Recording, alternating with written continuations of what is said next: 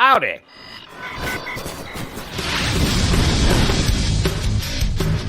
Welcome to the Bleeding Burgundy Podcast, a Washington football podcast by fans for fans. With your hosts, Jesse Martin. You want to play what? Okay. Say hello to my little friend. John Taylor. Quiet, numbskulls, I'm broadcasting. And Keith Gray. The King, your Majesty.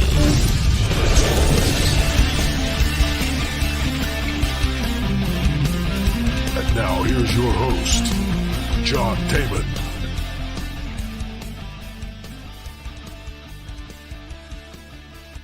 Assume that's all done and over with. I don't know what buffer's on my end. Hey, everybody, how y'all doing on Tie Monday? Come on, let's hear it for Tie Monday. Oh, hey, Ty. Is Ty in here yet? I don't know. Ty should be in here. He should be the guest of honor today. And here, of course, let's see. Well, I've got my friend Jesse. Jesse, how you doing? I understand that down in Southeast Virginia, it's like a kind of a normal thing to kiss your sister. That's the most ridiculous saying, and it has nothing to do with a fucking tie ever. That's so dumb. I mean, listen, I saw a tweet today that someone comparing that. It was really, I forget who it was, but it's more like getting one on with a girl and not nutting. That's more like it.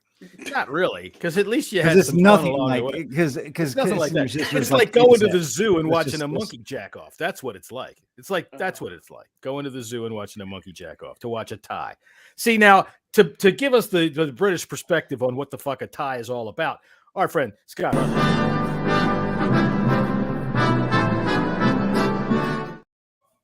All right, now what the hell is up with all of this tie crap, man? I mean, you guys live for this kind of stuff, right? Yeah, it's just a draw, isn't it? A draw, isn't it? It's just a draw, isn't it? No, in all seriousness, though, if you, I just don't. It doesn't feel good to anyone, does it? You don't win, you don't lose. No, you're just sitting there thinking, well, what are you supposed to do after that? Wow, he's back again. Hey, he has an eggplant in his asshole. I thought last time he went to the ER, didn't he? Because I know there's people that are listening to the show that have no idea what we're talking about right there. But there's a guy coming in here putting up messages on our chat room, and he's being quite explicit. So that's rather entertaining. You should have that checked out. He probably has. He probably goes to the proctologist for a vacation. This is so disappointing. I'm treating this as a loss. It was a loss. This game was fucking awful. Taylor Heineke was rubbish for probably 64 minutes 64 minutes of the entire game. It's so frustrating because the talent that you see on the field, especially on the offensive side, the ball, there's a lot of it. And it wasn't just Taylor. I got a bone to pick with the fucking the tight end, the whole entire tight end room. And we'll get the head smacks and attaboys later. There ain't going to be many attaboys. Let me tell you that right now. There's not many to give around. I mean, there's a couple, but not really very many. I suspect we're all going to probably pick the same people. You hit the fucking wide open receiver. That's it. Jesus hit the fucking Christ. wide open receiver, and time again, he is missing. He had four interceptable turnover worthy plays. That is unfucking acceptable. And I'm tired of this Heineke magic. No, those are regular fucking plays. Okay. It's Heineke miracle. Oh my God. That's what it is. I'm need sick because of the rest of the Heineke mediocrity. I'm sick of it's not even mediocrity. It's bad. It's bad. I understand, but I was going for alliteration. Yeah. I'm sick of the people that are saying, well, he's got 5 wins. He's 5. No, it's not him. He's not doing it. They're winning despite him. We've won on prayers that he's thrown up. Yeah, but don't give him credit for that throw to Curtis Samuel that the safety ran over the line judge. I'm talking to everybody else. Don't give him credit to that throw to Terry down at the 2-yard line. I mean, that's a miracle. We got a miracle last week. The defense stopped him at the 4-yard line and intercepted the ball. Yeah, I don't understand for the life of me. All of you hivers that are out there, explain to me how the guy who has such a weak arm manages to overthrow receivers by fucking 30 feet, and I'm talking vertically. Look, I have a video. Okay, look, we saw how many overthrows yesterday, right? I have something I want to show you guys. This is a different eye view of one of Heineke's passes. This is from somebody listening to the game in the crowd. Play fake. Heineke sailed over the head of Terry McLaurin.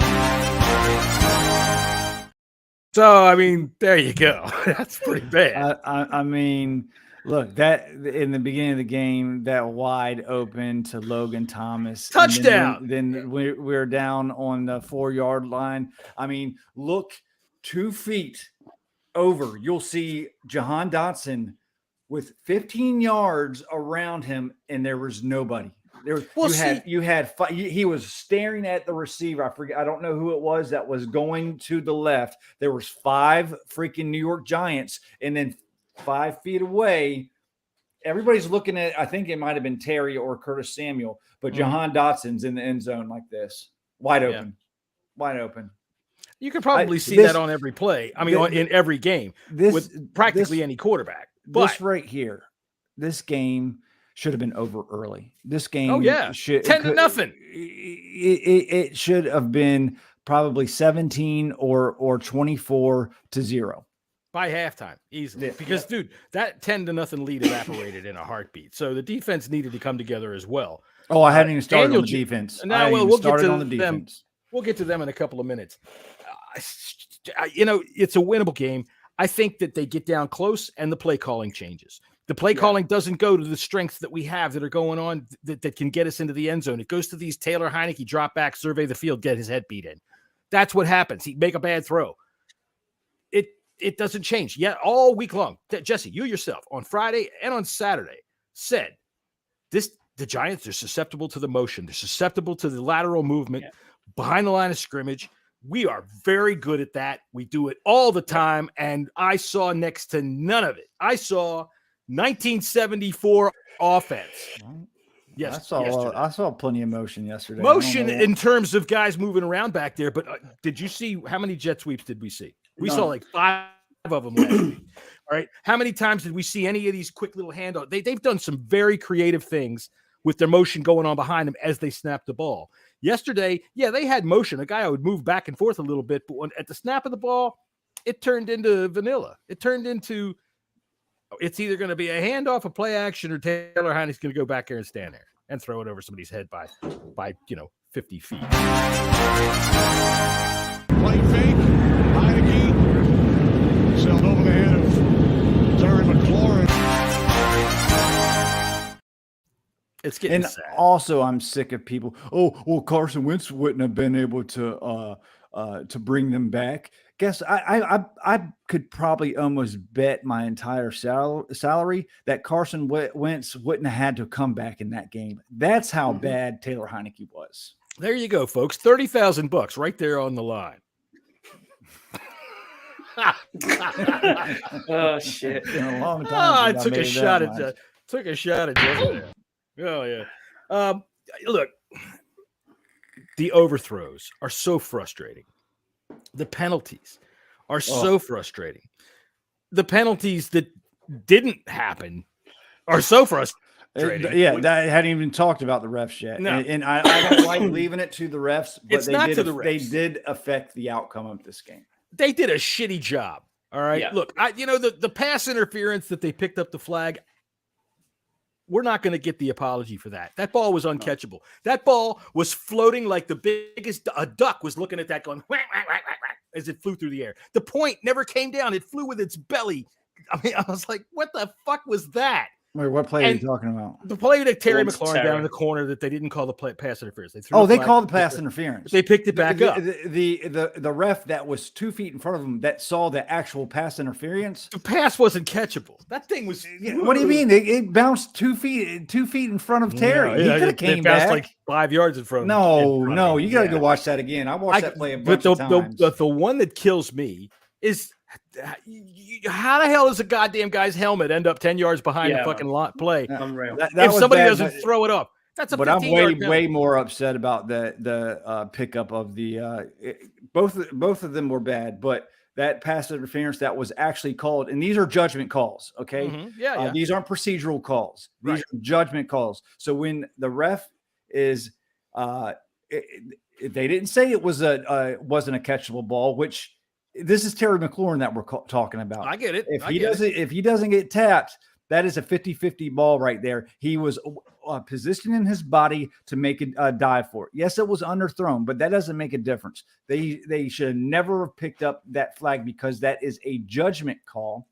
They had some jerk off that was probably 30 yards down the road. Oh, I didn't really see it that way. Then fucking picked it up from the ref was right in front of them. Right. Look, I'm going to give you, here's my impression of the huddle of referees on that play. They came together and one of them said, Jesus Christ, did you see that pass? Oh my fucking God.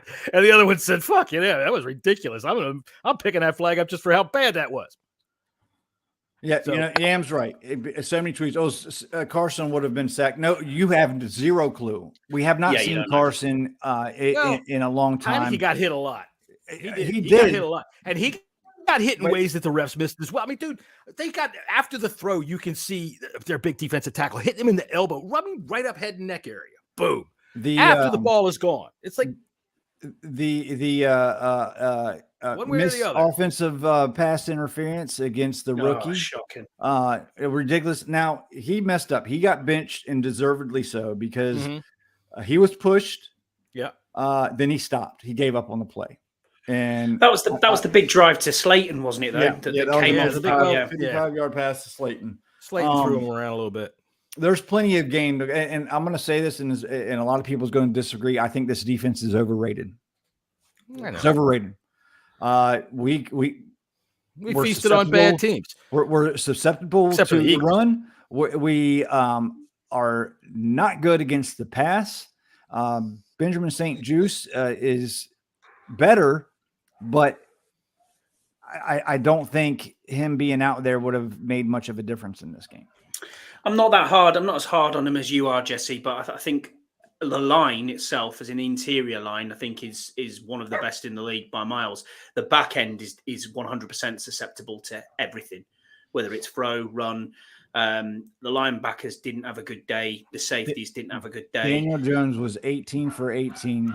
Yeah, right. Before I think he was the only one in the first half, wasn't it? That he spiked the ball, and that was his only incompletion. Yeah, he plays like an all-pro against us all the time, and I'm getting about sick of it. Fuck him. Mm-hmm. They had a spy on that 23 or 22-yard rush. And he made him miss. And it didn't make him miss. The spy went and did something else. Even Ron talked about it earlier today. It was a pathetic showing against a team that is, in my opinion, fake. They're fake good. They have a fake record. They're not good. They have an okay defensive line, but we're in trouble for the rest of the season, fellas. I'm telling you this right now. I do not like our chances. I think we might win one more game if we're lucky. Well, let me see here. I think with injuries, it's not overly dramatic either. I understand, but that's very ominous. You're losing it's not looking good whatsoever. 2 linemen yesterday. We lose a decent center. Looks like Cosme is not as bad as it feared, but losing Larson, that was our we're probably going to have Wes Schweitzer back under center, and you remember how much of a party that was? Yeah, y'all know how well that went in the beginning of the year. Was it Lucas who started at right tackle? Yeah, yes. That was his helmet that ended up, 20 yards behind the line of scrimmage. I think he was probably the best offensive lineman of the day, to be honest with you. Weirdly, they said, I'll show you this. It's quite funny. I took a screenshot of it and went, who the fuck's this guy? I don't know how I've come across that way. Yeah, there you go. Like Ben Potato. Yeah, I don't know what they Yeah, I was like, Benning Padeo, or I don't know how you pronounce his name. I think he's like a third string linebacker. I even looked at the depth chart to see who he was, and I was like, "Yeah, I think they just. I think that dude's on the Giants. To be honest with you. Oh, right, okay, it's a mistake there. Yeah, that's Olambayayo or whatever. He had a sack later on in the game. Didn't he cause the fumble? Is that the guy that caused the fumble? No, Ojulari or something. Ojulari. Yeah. Okay. So, for me, Heineke was terrible, as we all know. But I thought Brian Robinson again showed off really well. He came almost up with 100 yards. He had a lot of nice with him too. Pick away, but he had a lot of nice runs there. He had a lot of nice holes that he was able to get through and squeeze through. He had a lot of nice opportunities and he busted it to the outside. And I like how he finishes. So he had a run to the outside that was a touchdown, and he ran. That was. I don't know what the hell all that was about. He had at least another 5 yards. He could have fought it. No, he had a touchdown. He thought he was out of bounds, and he was like 7 inches away from out of bounds, and he just slowed down and just ran on. He coasted out of bounds. Yeah, it was like somebody was coming to knock him down. That was a touchdown. So he's another one I'm not too happy about because of that play itself. But you see the reason why they are using him as the number 1 back. It's deservingly so at this point. Hell yeah, man! He was gassed. 3 out of the first 4 plays. Gassed in the fourth quarter. You could see it was wearing him down. The constant first down, second down. That's why you got Jonathan Williams, and that's right. And Williams did him. He got stacked up yesterday. I was singing his praise. Seems like everybody whose praises that I was singing last week ended up getting their ass kicked yesterday. The tight ends and Williams got stacked up. But you got Gibson who can come in when Robinson is feeling it like that, and he can really put him away in the fourth quarter. My problem is that we keep relying on the fourth quarter. We let fucking opportunities piss away. Here we are. I got to make a bumper for this. So how about we do Jesse's tweets of the game or Jesse's freaking texts of the game? Okay, so yeah, I'm looking forward to this. Oh yeah, well, as we know, they got the ball first, right? I'm going away. They got the ball first. They did something. They got a first down, and Jesse writes, "And it's already begun. Slap my fucking head at 1:04 p.m." Yeah, so anybody who had under 5 minutes in the pool, you win. Daniel Jones already started running on him, and that was it. That's all she wrote. Well, they made him fumble, which was nice, but they never made him turn it over again after that. And I kept waiting for it. Come on, somebody's got to punch it out of there. But damn, I was sitting all day saying. I thought they did a good job of containing Saquon Barkley. It was Daniel Jones, which they had a spy, and the spy still couldn't do nothing. Yeah. So I noticed that I want to know about what's going on with Montez Sweat. I noticed early in the game. I know it's a concussion, but early in the game, like second series, he was on the bench with the jacket on. And I'm thinking, you don't put the jacket on if you're just getting a blow. But but I saw him later on in the game. I saw him like maybe 4 series later, and then he was gone. So that's a big freaking shot right there. Even though I thought F.A. Obata played all right yesterday, it ain't the same thing. I'm listening to John Keim today, and he's talking to Nikki Jablava, and they're talking about Chase Young. And really, medically, there's nothing there. It's all in his head right now. Yep, he's all mental. So but for some reason, they're not confident enough to put him back. Well, to be honest, I think this is on Chase. I don't think it's on the team. Well, that's what they said. They said it's really he's not he's saying he's not ready, or they're because that's what they said. They both basically agreed that it's mental. Yeah, I think on that one, John and Jesse, I think that it was down to the turf. We've seen what happened. I mean, we got what looks like quite a serious injury to Larson yesterday from that. See what he texted, or what he tweeted. Sorry. I saw that. Yeah, I saw that. Yeah, and it's always injuries happen on that field. It's a terrible field. It's just so. Why would you let him play on that? It was. To every man, it was, and his dog. It was obvious that he wasn't going to play yesterday. I think he'll be ready for next week. Not next week, week after. I think having the bye week now will give a little bit more time to get him ready. We just got to hope that Montez Sweat's okay. Again, another call that was missed when Montez Sweat Bellinger just rolling him out the way. He was hanging on him like Superman's cape, for God's sakes. Ridiculous. There was a lot of shit that they let go. And I mean, look, I'll say this. It's been going our way lately. Yeah. I hate to say that because I hate the term of it went one way or the other way. It's got to have a consistency. And I know that we always panic in preseason because they do these points of emphasis and we think, oh my God, they're going to wreck the game. They're going to get in the way. But really, I don't think that they've been so much in the way this year. But if you're going to call it light, then call it all light. And if you're going to call shit one way, you got to call it the other way. Yeah. There's no bias involved. Any of you people out there that want to talk to me about fucking the refs are bought off or any of that stupid stuff like that. Look, Sit down and shut the fuck up. What? Shut up! Shut up! Sit the fuck down and shut up! Shut up and sit down. Will you shut up? Just sit your ass down here and shut up. Right. They just need to do a better job. Yesterday was awful. What I got from this yesterday was it looked like it was two middling teams who were trying to fight for the playoffs and no one wanted to make a mistake. So, in other words, it looked exactly like what it was. Yeah, that was what I got it as. They are a decent enough side. We are a decent enough side. We're not going to be world beaters. Neither are they. And it got into that drab third quarter. From the third quarter to the fourth quarter, I was just like, God. I mean, am I getting bored here, or why aren't we doing anything? And it just seemed again. I know you rate him, and I've heard it about all the time. But Scott Turner, I've got a bone to pick with him again. Why have you fucking abandoned the run? Completely abandoned it from the middle of the third quarter, and it was just like, what are you doing? It was the it was the occasional run play, and then we forced it through Taylor Heineke. I don't know if it's because we're down on the scoreboard, and he thinks I'm shitting myself now. Let's let Taylor sail it out and see where we go. Sail it is right. And I just thought, what is going on here? I don't believe that Carson Wentz would have made that play in the fourth quarter on the fourth down, but. That was a Heineke play, but that's a play that just happens. You can't look at that and say, okay, we're going to build a career on this. This guy's our starter because of that. That was a oh fuck play. All right, and it worked. Backyard shit. Taylor takes the vast majority of the blame for this. 100%. Yeah, he does. I'm gonna lay almost equal blame on his interior offensive line, which credit to Giants.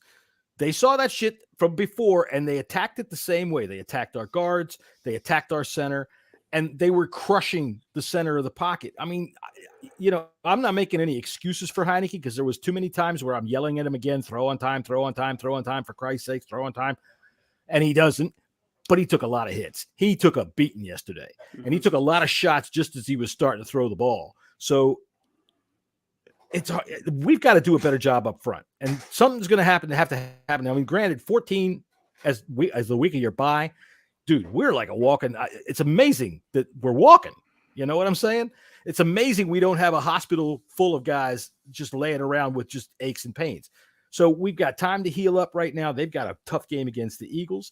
I'm all over the place with this, but so what? I saw a graphic that said that right now, after the tie, the Giants are like a 41% opportunity chance to make the playoffs, whereas ours are about 77. They've got like I said, a tough game next week, and then we get to see them again. And we got time, I think, to try to scheme something for this, get rested up. And for crying out loud, I'm agreeing with you, Scott. Scott Turner yesterday was getting on my damn nerves, man. Stick with what works. And he was. It was working so well. But he gets ahead of himself. And if, those games that get like that's just slugfests, welcome to Redskins Giants, dude. It's been like that since I've been a kid. It's worked the last 4 weeks, so I don't know why it changed. I mean, I don't know if that's adjustments or I don't agree with. I thought Scott actually called a good game yesterday. When you get penalties, I know the drives that you're talking about. Penalties did not help those drives. That first penalty on that sweep against Logan Thomas, they got him for what? Hands to the face or some shit like that. They got him on a personal foul. I didn't see it at all. No, and I'm like, what the hell is that? When you get stopped for a no gain or 1 yard gain on first down, or if you get penalties, you have to throw the ball. I thought Turner called.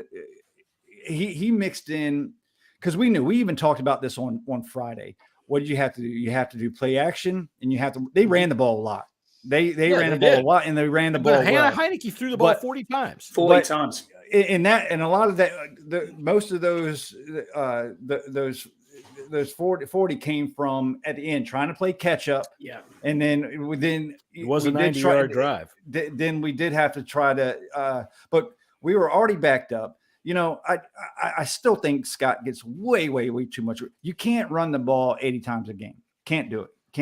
Yes, you're limited. We're limited with Taylor Heineke, but you have to when you play a team like the Giants, when their cornerback one is like a cornerback 3, you have to try to attack that. And that's what they did. And at times, no one would be talking about Turner if Taylor would hit his open fucking targets. That's right. That's right. If he threw on time, he'd be a world better. That's where Turner gets this blame, and a lot of it's Taylor Heineke. It's himself. Listen, again, I say it time and time again. There is playmakers all over this field, but you cannot do nothing. You cannot pull a rabbit out of a hat. If A, your team's committing boneheaded penalties, B, the refs aren't helping you out without calling boneheaded penalties, and C, your quarterback is below average, and that's what Taylor Heineke is. He is below average. And then D, your offensive line isn't that good. You're stuck between 5 rocks and nowhere to get out. True. So, right, and I'll tell you this too, Scott. I'll pick a bone with you about fucking something you said, but damn, Jesse just knocked it right out of my goddamn head. This is what happens when you get old. So, Jesse, I agree with you, actually. And where you started this conversation when we started the pod by saying we should have been out of sight. And that's it. We should have been out of sight. By the end of the end of the half, it should have quite easily been 21 zip. All right. And that's where we should they should have been holding their heads and giving up at the point. It's a totally different game in the second half if you're not 10-10. And you're going in or whatever it was. And you're going in going, right, well, we were up 13-10, I think. 13-10, sorry. Yeah, okay. I can't remember if it was 10-10 or 13-10, but my quibble with you. When you said that these are two middle average teams, right. I think that we are vastly more talented except for one position. And the most important position. Yeah, I agree with you. In which they are. All right. And I'm talking about Wentz and Heineke. I think Jones is better than both of them. All right. I could, at least when he plays us. Dude, if he could play us every fucking week, he rolls against us. But that's the difference right there. So I still think we're still a quarterback away. In as an overall team, I still think because of that one deficiency. That one deficiency on offense. I think the line is fucking horrible. And it has been for the whole season. Two deficiencies. And then we're looking at the back end as well. What have we got at corner? Honestly, I'll be honest now. Do you think you got St. Just in there? We've been playing well. I know that St. Just has come on like Fuller had a good game yesterday too. It's not for me. Listen, we got the worst passing offense. Just totally threw the ball all over us yesterday. Yeah, right. So there are holes on this team. That is a certainty. Right. And one of them with St. Juice being out was exposed pretty badly. And I mean, right away when they saw it after that, as soon as they got him singled up over there, whether that was interference or not, that's a shot that they're going to take. All right. And then when they got him singled up down near the end zone, boom, they beat him for the touchdown. We did exactly the same thing with Fabian Moreau. What's up, Andy? Just joined the show. Sure. As we should have. Oh, Andy's in here. What's up, Andy? Andy. Here he is. Yeah, man. Yeah. So, like I said last week, I think we are a quarterback away from making noise. I honestly believe that even a middling an average quarterback could do this like Daniel Jones justice. Yeah, I mean, I agree. And the thing about this is, if the red zone woes just keep carrying, if Taylor can just throw on time, just find his receiver on time. Dude, there was a swing pass yesterday where there was a blitz coming in his face, and fucking Gibson's flares out, and he's looking at him, and I'm like, throw the ball, throw the ball, fucking throw it. Jesus Christ. I honestly and it was a 4-yard loss. He had at least 15 yards of grass in front of him. I honestly think the kid panics sometimes. Yeah, I do. He does. And he doesn't trust what he's seeing sometimes. And I think he's second guess. Can my arm get that ball there? But then there's times where like, well, I don't know if my arm can get it there, but I'm sure as hell going to try anyways. You know, it's so fucking frustrating. Would I take Jones in DC? No. But like you said, I wouldn't take him either, but he's better than anybody we've got. And like you said earlier, Jesse, 4 interceptable passes yesterday. Yeah, that's just unacceptable. Should have been.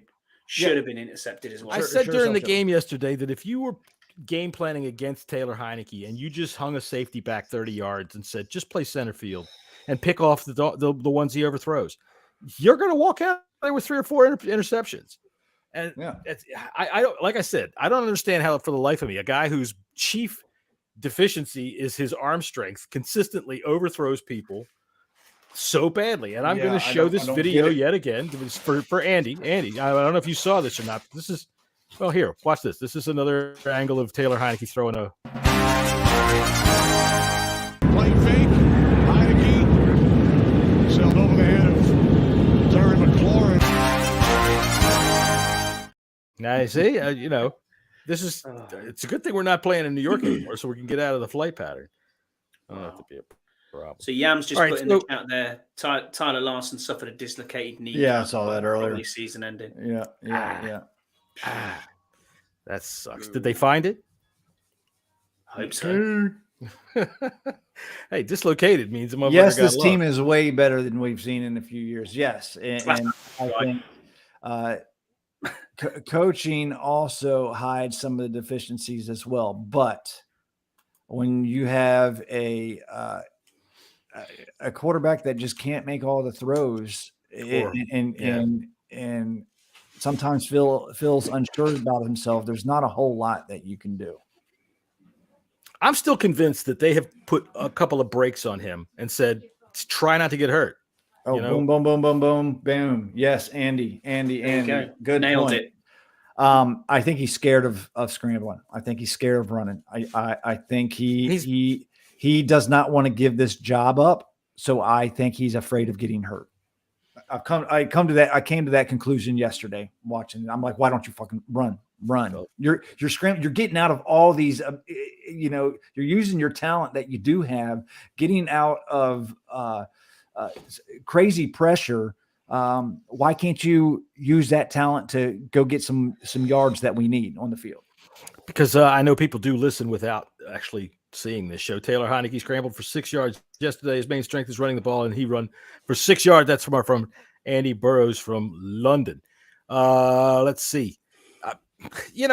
Like I said, I would not be shocked if they told him, don't go out there and get hurt. Don't get hurt. Because Wentz hasn't even been activated yet. He hasn't even. I was listening to John Kime this afternoon with Nikki Jablaba after the game.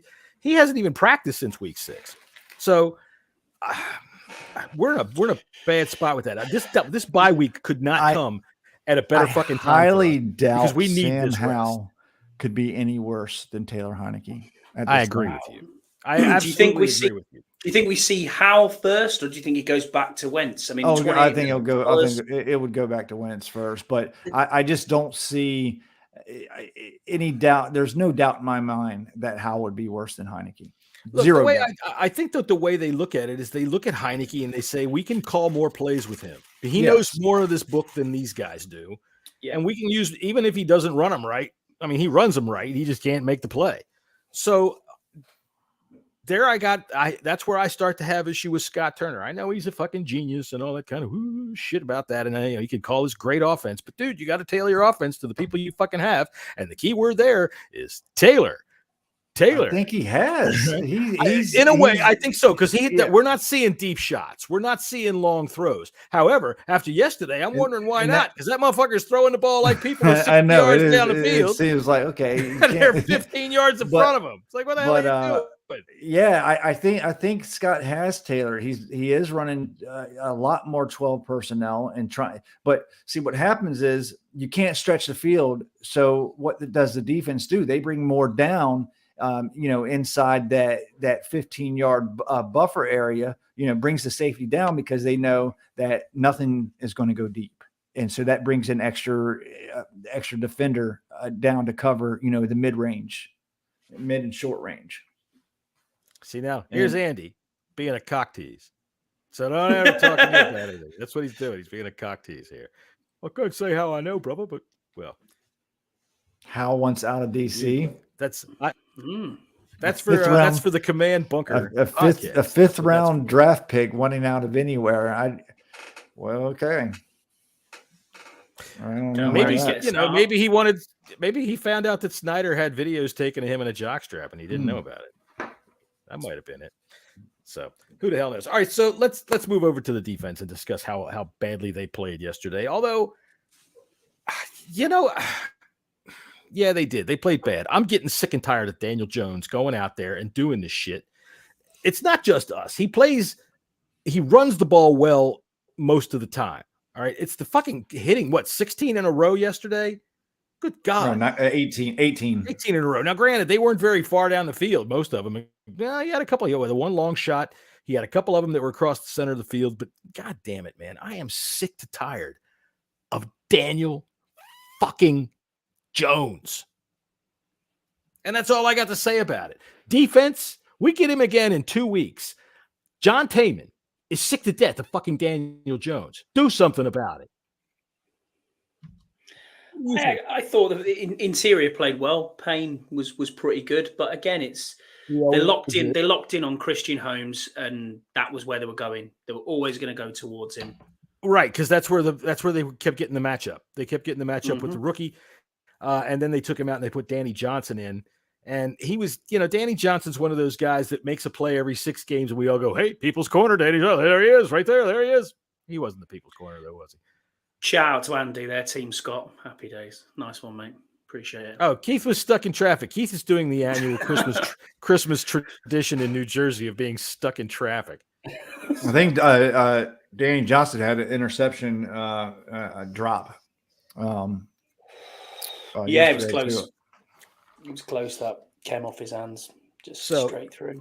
Right, but if you have Danny Johnson in the game, obviously even this guy Christian, whatever his name is, can pick you apart. And that guy had 6 catches for like 80 yards or something like that and a touchdown. Yeah, I'm just guessing on the numbers based on how I remember watching it, but that's what I'm thinking.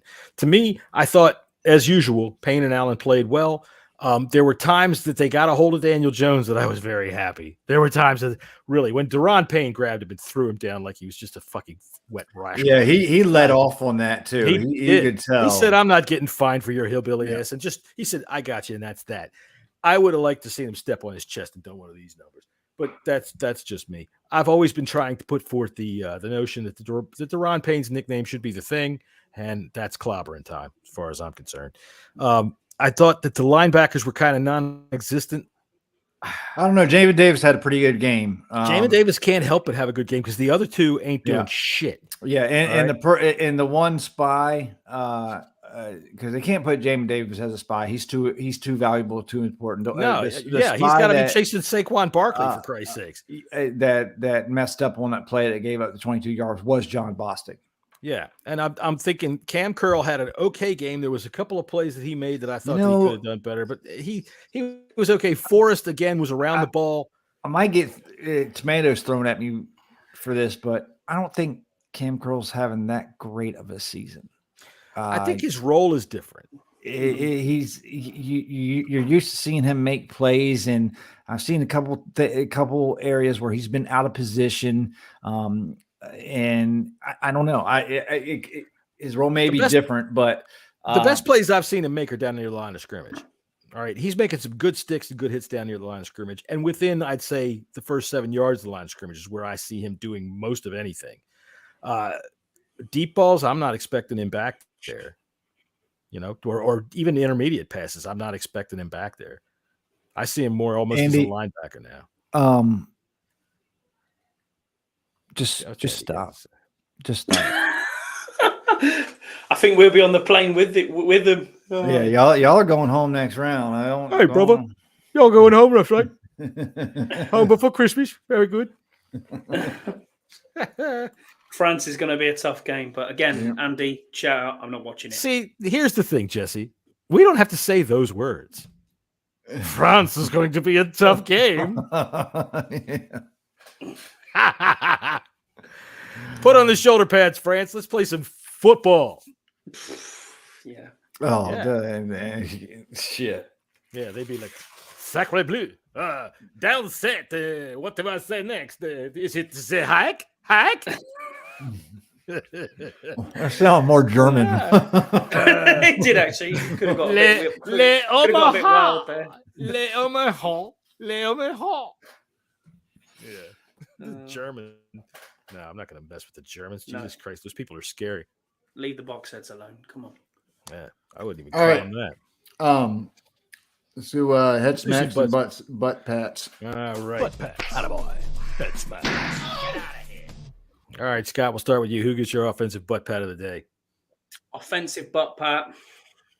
I'm going to go with, tough one that really, isn't it? Terry McLaurin, obviously. Attaboy. Another 100-yard game. Standard, just the standard, isn't it? He's always going to pick up 9 on 100 games. Had a decent game again, but I would like to see more red zone. We have 111 yards, something like that. So 105 yards of touchdown, and dude, that touchdown, both of those touchdowns by both of our wide receivers were just fucking sweet. Terry shook that dude like he was just like don't even touch me. That was so sweet. I would be upset if he did not think about Wentz for the next game, to be honest with you, Andy. I don't think he's going to go, nor do I think he should go with Wentz, but there's got to have, there better be a conversation. You got to have the thinking. Yeah. There's a short leash there, isn't there? There has to be a short leash there. I think this was the game where you could have, I thought Taylor's obviously, if we lost the game. If Taylor did not have that fourth quarter drive to tie the game, then you would see Wentz. I think so.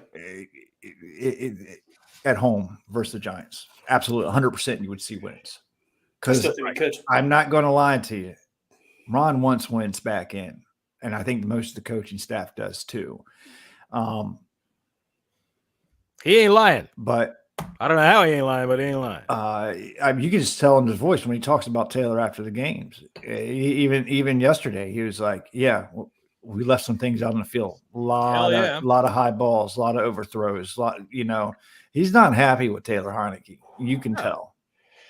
I don't think he's happy with either quarterback, if I'm being honest. You saw him put Wentz under the bus earlier in the season by saying, "What's the one thing that's holding you back?" And he said, "Quarterback." Right. I don't think he meant. Well, I think he still feels the same way. Yeah, I do too, and I'm not going to deny it here. And I think they did the right thing. They went out there hoping they were going to get 2017 Carson Wentz for $28 million. We'll pay his contract. We've got to get our feet wet. We've got to get someone under center, and he was the available agent. Everybody else he went for Wilson. He didn't want to come here. He went for others. They don't want to. Thank God we dodged that bullet. I know, but even so, it's. You tried. He tried. He did everything he could to get a trade. Tried from Matt Stafford the year before. Pete Carroll had that gun pointed right at us and went, "You know what? No, y'all go home." Exactly. Y'all go home. To go off what you said, Scott, when Ron Rivera said earlier in the season what's holding you back, quarterback, he did go kind of elaborate on that. And what he was saying was back a little bit. Like, I think it's the actual truth. It is. His quarterback room is subpar. It's subpar, and also, this offense is still new to Wentz. And if you look at Taylor, he's been in this office for 7 different seasons.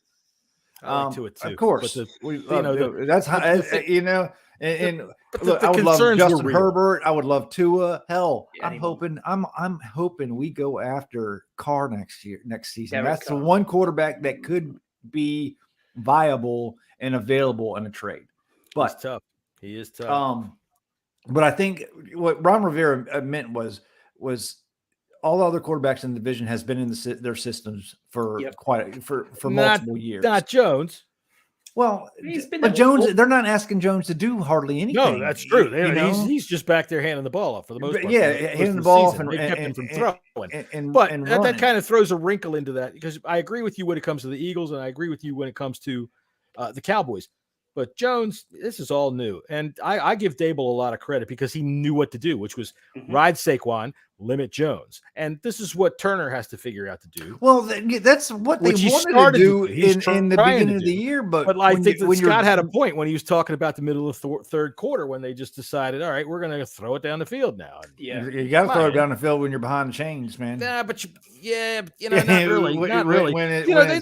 There was a couple of plays when you get a holding penalty or you get a false start, and that's when you're if you've got a team.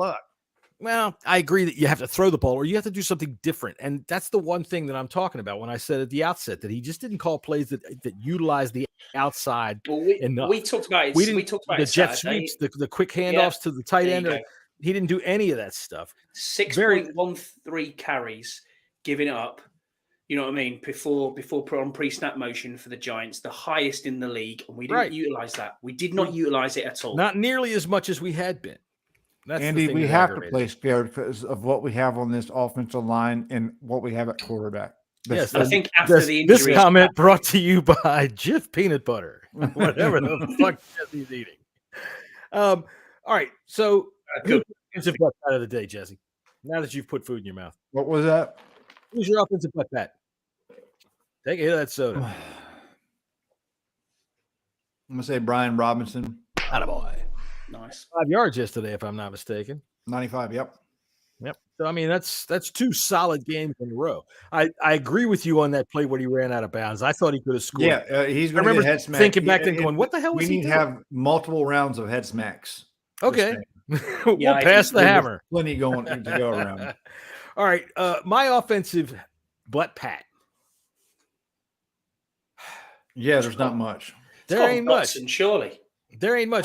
We haven't given one to Dotson. I'll have to give one to Dotson. Yeah, Dotson had a nice game when he got the ball. And dude, the run for the touchdown was just sweet. Mm-hmm. Yeah, it was just sweet. He got fucking posterized. Finally getting the playmaker. You know, that's one thing you can commend Taylor on doing is he has other playmakers than just Terry McLaurin. All right. So with that said, I'm going to start off with our offensive head smacks because whether it was Taylor or whether it was Turner, for some reason, Curtis Samuel was not as involved in this game as I thought he should be. So whoever's responsible for that. I mean, he had a really nice play in the fourth quarter and then got called back. They went backwards after that. They should have been able to win the game based off of that play. They should have been able to move it a little bit further, kick that field goal and won the game. But I didn't really see any impact out of Curtis Samuel all day long. And I'm thinking, where is he? Why don't you use him in some of these running schemes that you've used? Why don't you use him in some of these sweep actions that you've used? Where is it? What's going on here? And so for me, that's that. Whoever's at fault of that, if it was Heineke or if it was Turner, and I got a feeling it was Turner. And you know what's funny with that, John? You know what's funny with that, John, is as soon as we lined him up in the backfield like a running back, the New York Giants shit themselves. They didn't know what to do with him, and we got a 20-yard run. You're just thinking to yourself, where's this been? So, yeah, that's right. I agree with you. Yeah, my son had a bad day. I'm sorry. Something that we were trying to do yesterday was just try to run a little bit of offense from, I don't know, 1976 or something like that, where you just get out there and whip it around and ride it up in the dirt. And, well, you know, he's got that piece of crap quarterback. And, well, you see what happens. Yeah, Norv out. I can't. This is ridiculous, man. So ridiculous. I swear, what, you guys. My Norv impression? No, y'all give Turner way too much shit. I mean, nah. See, there's things that he does that are good, but see, that's the thing. When it comes down to it, like I said, dude, when we get down into the fucking 10-yard line or under, the offense does things that what the fuck are you doing? Why is it on third down and 1? Why are we in shotgun? When we go fourth down and a foot and we're in shotgun, I am screaming. What the fuck are you doing? Because Heineke's a lot more comfortable in shotgun, and he runs shotgun most of the damn game. Yeah, because he's so small, it gives him time to be able to get back there and be able to see across the line and make his reads. That's why he's in shotgun. I tell you what, it ends up having a Logan. I want to put hit this. Logan Thomas. How hidden Logan Thomas is these days. No, I do not. I think actually he's overcome. He has been slow earlier on in the season because of his injury, but he's starting to come around. But Logan had a bad game today, whether missed blocks, penalties, That penalty was a phantom penalty. You can also he had 2 penalties. Yeah, I know. Yeah, he had multiple penalties and he had multiple missed blocks. The tight end room as a whole was bad yesterday. That was a bad game for the tight ends. I think that overall the tight ends yesterday were more of a blocking unit than they were of a pass catching unit. I think that's what throws a lot of our fans off because of how they were forced to be used yesterday. Yeah. And, there's not a whole lot of them out in the pattern. We can pick that apart all we want, but of course you're going to get Jesse over there with fucking Scott Turner. Wow, wow, wow, wow, wow, wow. You guys can go to every single offensive coordinator in the entire league and pick out plays that you don't like. You're right. But the ones inside the red zone. The thing about it is calling plays inside the red zone is 1,000% different than calling plays. Because I agree, you have and he doesn't do it lot well. of less. He doesn't do it well. I don't think it's him, man. I think it's Taylor Heineke that doesn't fucking run it there well. I mean, I'm that's what I'm thinking. All right, because Taylor Heineke has a tendency because you got to be quick. You have to be so quick in the red exactly. And Taylor Heineke couldn't spell quick if you spotted them the QIC and the K. All right, you couldn't do it. So and everybody prepares. Everybody that plays us is preparing for the run. I mean, you can see it. They load the box. They're coming in close. They're coming in for the run. That's fine. What Hit do you that have swing to do? pass on time. Hit that swing on time. Exactly, 100%. Hit that shit on time because there's fucking open people. Exactly. But he I don't know. He sends him back there to survey the field. And once Heineke gets back there to survey the field, he's like fucking Lewis and Clark back there. Let me One see thing here. that I would like what Turner can I to do, see though, here around the field? I will say this. One thing that I would like Turner to do a little bit more is some delayed releases with the tight ends. I saw it a couple times yesterday, but when you have these tight ends, in close for blocking, because I've noticed other teams do it, and I see it sometimes, but not a whole lot. And I think this might help Taylor Heineke out a little bit. Is they're in there for blocking purposes because they're coming, they're coming, but have some delayed releases, come in and block, get your guy out the way, and then leak out a little bit. Yeah, I don't see that as often as I think we should. All right, so we're going ahead and saying, as a whole, the tight ends, they get a head smack. Yeah. All right. Yeah. So Scott, who's your next offensive head smack? My first offensive head smack will be Charles Leno Jr. I like the guy. Junior. He's had a really good season. But my God, you can't shout back at your quarterback, watch out, when Kayvon Thibodeau's fucking coming around the corner. Seriously. Did you actually hear it? Genuinely hear it? Hey, heads up. Fucking ridiculous. Hey, at least he yelled. At least he hollered. Block. The other thing that I heard, dude, he's coming. How does the scheme break down that bad that you can leave their best pass rusher when you're on and around the goal line? I actually thought it was going to be a safety. I thought that was after Larson got hurt, right?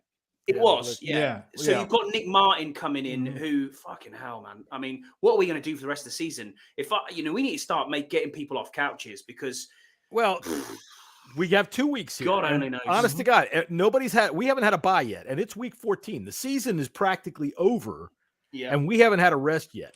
I think that's a lot that has to do with some of these things, and I think you'll see us looking a little bit better next week. I mean, or 2 weeks from now when we come back. Do you think Wes rest is going to help? Does he come in at center, Wes Schweitzer? Either that or they're going to go try to find somebody. Yeah, I think we'll see what happens with that. But so he's my first. Because you're not going to get anybody that has any experience or experience with this team with these calls. Mm-hmm. All right. Shit. Well, see, now you did that to yourself. Let me go ahead and talk while you're having your dinner. Look, they're going to go hunt. They're going to go hunt for centers because they're going to have to get a backup anyway. All right. So they're going to do that. I would expect to see that we'll sign one or maybe I doubt we'll put in two, but we might put one on the practice squad. Yeah. They're going to try to load up a little bit of depth there. I think that the rest, it's one of our primary needs is our rest. And that gives Taylor Heineke, depending on how fast it happens, time to work with fucking Schweitzer on how to catch a snap and how to get here's how I am and here's how small I am. I just want to see that we got 2 weeks now to prepare for a team that we just tied. Okay. Yeah. We took their best shot and we gave them a shitty game. So let's go out there and whip their ass in 2 weeks. That's what I want to see. Night game in front of the whole entire world. I'm all right with that. I'm all right with that. I don't mind that. Ron Rivera doesn't shirk from that shit. So you get them prepared. That's one thing you can't. That's one thing you can't deny is he will get them prepared and motivated to win that football game. Whether they go out and just do execution. it's a different thing. That's exactly it. So that's what it comes down to is execution. And that goes for everybody from the line to the backs. You know. Yeah. I think you can be the best coach in the world, but you can't play the football game. Exactly. All right, so Jesse, who's your defense or offensive head smack? We all pick the tight ends. Yeah, my first one will be Taylor Heineke. And that's not just one head smack. I'm bitch slapping him like multiple, like 5 million times. Fucking and throw to the open receiver. He looked like a fucking idiot in the Peaky Blinders stuff. Yes. Oh my god, that was so ridiculous. Oh my god. Now this is where we're gonna have a difference of opinion because ridiculous. I like classic styling. It's not 1880. He's John. not. He's not Josh Allen. Everything He's old not is new. Patrick Mahomes. No. Yeah. But he's got enough money to buy it. And see, for me, he rented that shit. He didn't got no money to buy it. He rented a fucking rental. He rented it from a fucking oh god damn it, from like the Netflix store. Looked like Tommy from the Peaky Blinders. Look, I tell you what, I think male fashion peaked around 1948. That's my and if you know anything about England, who the fuck wants to come from Birmingham? So sorry to any Brummies that are listening. He's trying to be he's trying to be something that he's not, and it's silly as hell. And I thought it was causing international incidents with us here, Jesse. I thought it was him trying to getting a little bit too big for his Brit. Yeah, I thought so too. I thought he looked all right. No, that's just me. But anyway, all right. So my offensive head smack. I already said who it was. It's whoever didn't get Curtis Samuel involved in the game. All right, so let's get some defensive butt pats. Jesse, go ahead. Hold on. Oh wait, all right. We're going second round of offensive head smack. Yeah, I have to pop Brian Robinson a little bit. Wasted a touchdown.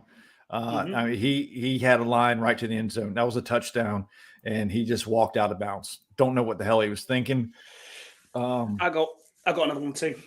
So it's not a head smack, but it's a stern talking to. Anyway, talking to Jesse would be Antonio Gibson. What the fuck were you doing on that return? Yes. Good call. Good call. Forgot about that. I did. I forgot about that. Yeah. I think he expected that ball to go out of bounds, and it just died. Yeah.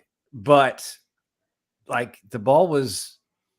Why wouldn't you catch that ball? It was on this side of the end zone. You know, it was in the field of play. Get it and get some yards. Yeah, I think both punt returns and kick returns were terrible. Alex Erickson did not even go 1 yard forward. And I mean, I know we do that. I know we do that with John Bates. With Dax Milne. Sorry, yeah. I disagree. Back, but the punt return, the kickoff returns were terrible, especially with that kind of shit like that. That's a free ball, man. You got to know that.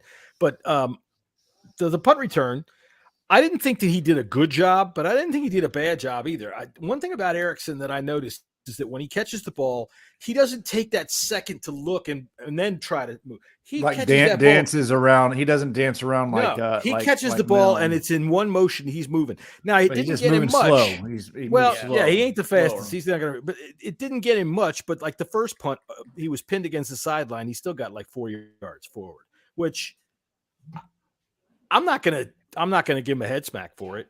You know what I'm saying?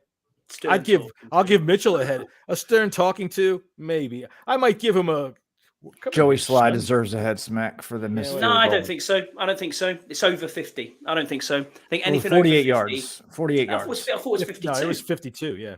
Was it 52? I thought it was anything over 50. Yarder. I can't. Now, Gano missed another one. 48 yarder. 46 yarder. His was 52. Sly's was 52. Well, I'm still getting a head smack. Lost us the game. Not for me. All right, I can't play it backwards. So sorry. Defense. Scott. All right, defensive butt pats of the day. Scott, who you got? Butt pats, Daron Payne. I don't know if he's now the highest, got the highest number of sacks on our team. He's got 8. Yep, he does. I think he has now. Pay that man whatever he wants. Yeah. Pay him whatever he wants and get him back in the building. Because We need to. We need I think him. it's happening. I hope it is. Yeah, I hope it is. But I hope so. That's this isn't just a. I'm gonna do my absolute level best to play out of my mind, get a Pro Bowl vote most likely, and then disappear off to get that bag. Look, where somewhere else. He and Allen are both elite, and together, I think that they're the best duo in the NFL. You have to keep that together. It's not thinking. There's no thinking about it. They are. They're definitely the best duo. The only issue you do have though is if you're paying for that, what are you doing at QB? Well, you're not bringing back Carson Wentz. I know that, and that's $28 million. So you got people want it. People want to pay Taylor Heineke $15 million to come back. Ridiculous. Kiss Absolutely my ridiculous. ass. Yeah, kiss Jesse's ass. So no, we're not doing that. All right, defensive butt pats. I got to go with Deron Payne as well. There's really nobody else that I'd like to. You can always give one to Jonathan Allen, but Payne had a really good game, so he's going to get my butt pat. Jonathan wasn't nearly as good as Payne, but I don't. No. I'll go Jamin Davis. He's only one guy, and he's working his ass off to get everywhere that he can. He had 10 tackles yesterday. He had a nice hit on Saquon Barkley for a 5-yard loss. I mean, he hit him. Barkley was still kind of trying to keep his balance, like moving parallel, and just like fell down flat on his face. But Jamin gave a nice hard hit to I'll give a high five. He also got the fumble recovery, I believe. He did, yeah. Yeah, he did. I'll give a high five to Casey Toohill because I like him. For one, he's a meat and taters guy. And for two, in the first drive, when Saquon tried to reverse field and get back out to the other side, Toohill chased him down. And when he tackled him, he screamed at him, "Where are you going, punk? Where are you going, punk?" I'll give a high five to Ridgeway. Yeah, he had sorry. Was that a butt pat for you? No, that was a high. I thought he had a solid game in relief, and when they had the 5 down linemen, I think it was a great pickup. Yeah, 100%. Yeah, the Goon, as named by our friend Reggie Skinner, named after him the Goon. So the Goon. Yeah, he gets my high five if we're gonna go that. He's not quite a butt pat, but a high five. Well, that sounds like a high five too. So. Attaboy. That's a bad high five. All right, we got the head smacks. All right, head smacks for defense. Go ahead, Jesse. Who you got? The team as a whole was not a very strong performance. Other than stopping Saquon Barkley, they didn't stop anybody else. No. And that really hurt. We should have easily kept them to 10 points max.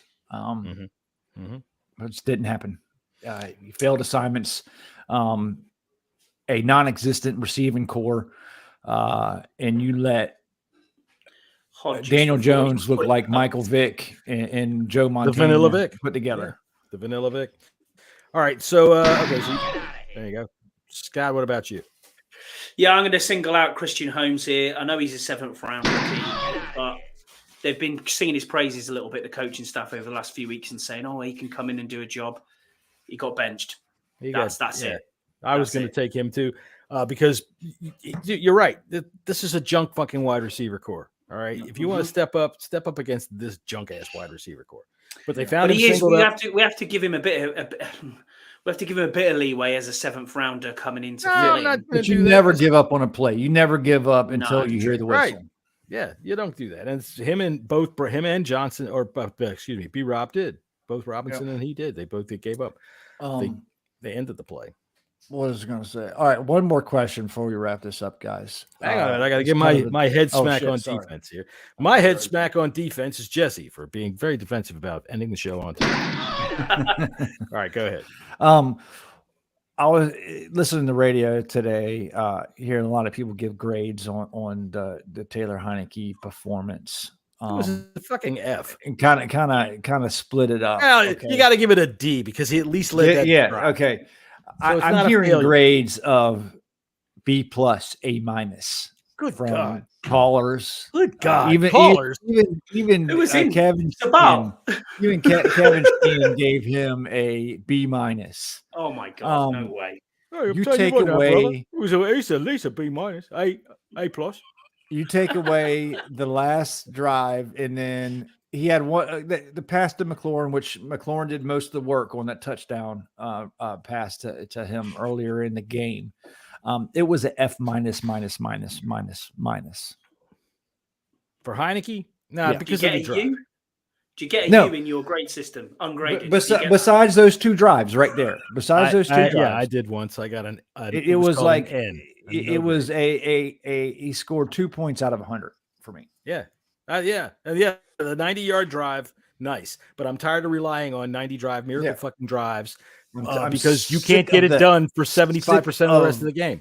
The Heineke magic. I'm so sick of that. We controlled the clock in the fourth quarter like you wouldn't believe, and we got nothing.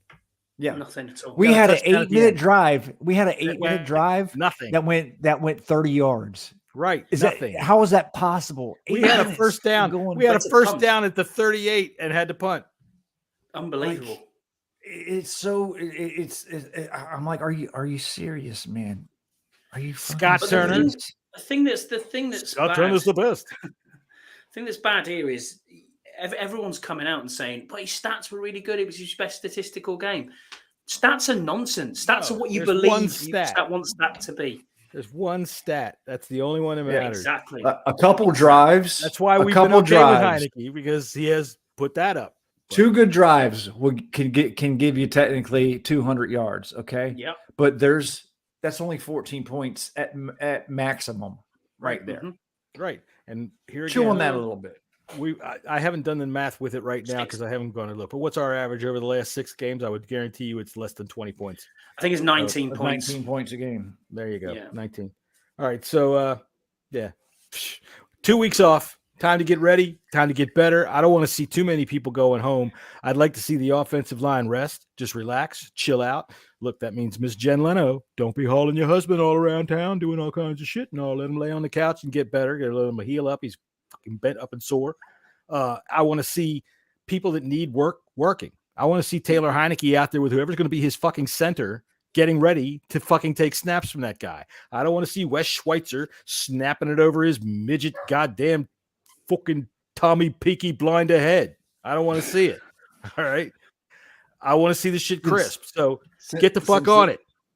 Since this is a bye week, I think we're going to take Friday off. Am I correct? I always thought bye week was like Gay Pride Month, but except for people that can't make up their mind. Jesus Christ, John. Wow. Okay. But we will be here on Saturday for our weekly betting show. I have the embossed book, but I haven't even looked at it yet. So we'll wait and see. Tell you what, I did pretty good yesterday, fellas. I think I should have too. I should have. Yeah, I think you did too as well. I know a lot of people don't come around on Saturday, and honestly, we do that show not for y'all. We do it because we are doing nothing but watching college football, and so we get together on this camera and start talking football, and it's fun. We have a good time, and I'll do the disclaimer right off the bat. If you take our advice for gambling purposes, you're a fucking moron, and you deserve what you get. You should join the show to tell us how bad we really are. That's right. Participate, have a good time. I mean, we're just talking football, and we'll be glad. Shit, if you're if you sit in there long enough, we might send you a link to come on in, Con. Come on in. Let's talk. Get you in here. So $260 this week, though, boys. That's how much you lost? No, that's how much I won. Oh, all right. I did well. I'm going to leave it till Saturday. People want to know how well I did yesterday. Yeah, we'll see. My board was green, baby. So we'll see you then. Let me play the out music and